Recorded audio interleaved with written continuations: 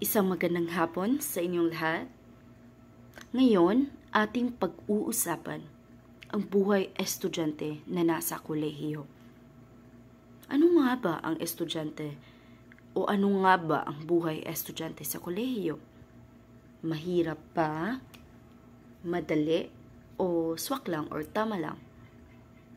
Sapagkat sa aking talumpati, ito ay tungkol sa buhay estudyante na nasa kolehiyo.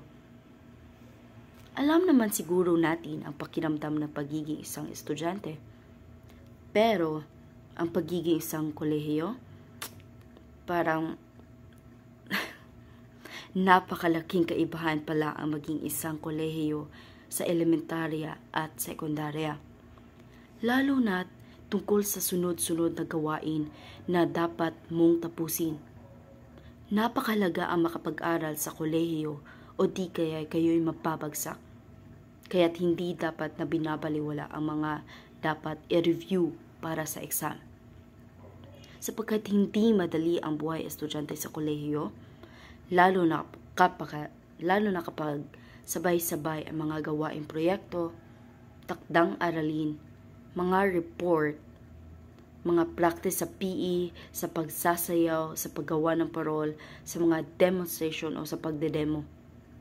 Idagdag pa natin ang mga pagre-review para sa exam.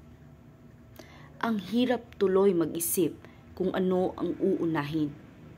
Sa paggawa natin ng mga ito, ay dumadagdag pa ang problema sa ating pagkapuyat, sa traffic, at kalabanan mo pa ang antok. Kaya minsan nga, pati na rin ako, late nang nakakapasok sa umaga. Minsan naman ay idagdag pa ang mga bayarin na nagpapabigat sa bulsa. Mabigat ang bulsa, ngunit wala itong laman dahil lahat ng pera ay naipababayad na sa lahat ng mga gastusin sa eskwelahan. Tulad ngayon, malapit na naman ang exam, kaya marami na namang kailangan gawin, kailangang bayaran. Pero, normal lang yan dahil lahat ng yan ay talagang mararanasan mo kapag ikaw ay nakaapak na sa kolehiyo. Naaalala ko noong unang semester, kapag nahuli ka ng ilang minuto sa pagpasa ng proyekto, ay hindi na tatanggapin ng instruktor. Wala man naman tayong magagawa dahil binigyan naman nila tayo ng sapatang oras para gawin ito. Sa kolehiyo, hindi rin nawawala ang pangungopya. Alam nyo ba yun? Akala nyo nasa elementarya at sekundarya lang yan? Hindi.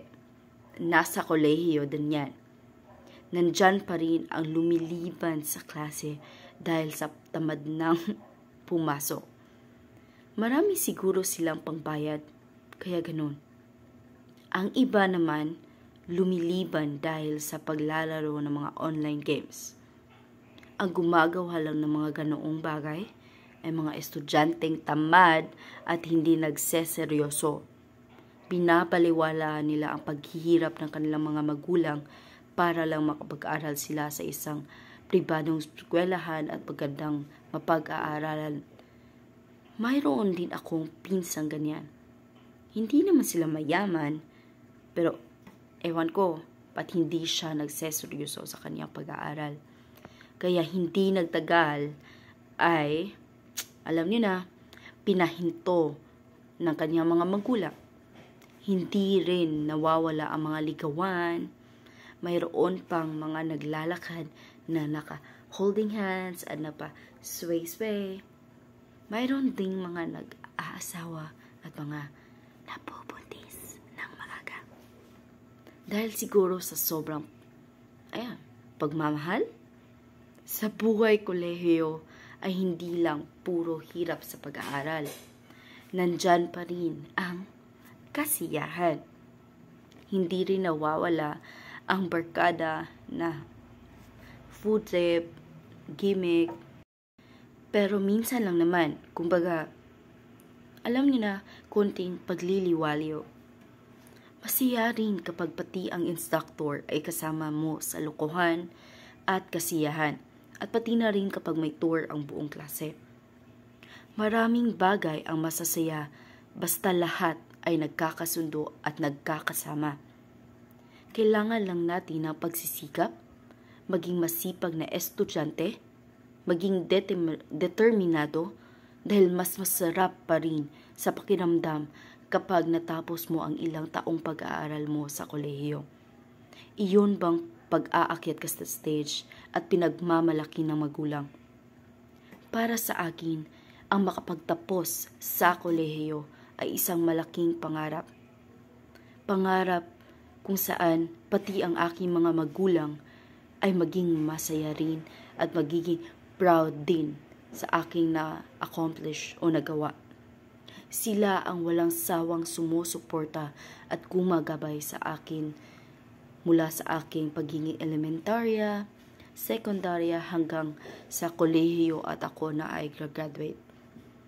Kaya sa inyong lahat na hindi pa nakakutungtong o di kaya'y nasa college na ngayon, gusto ko lang sabihin sa inyo na panatilihin nyo lang ang pagiging mapagpursige, maging determinado, at tandaan nyo lang na walang bagay na hindi mapapalitan ng masasarap, ng magaganda, at alam nyo, yung deserve nyo sa huli. Yun lang ang tandaan nyo dahil lahat ng bagay ay may paroroonan. Kaya salamat sa inyong lahat sa pakikinig. Hanggang sa muli, mga estudyante na nasa kolehiyo.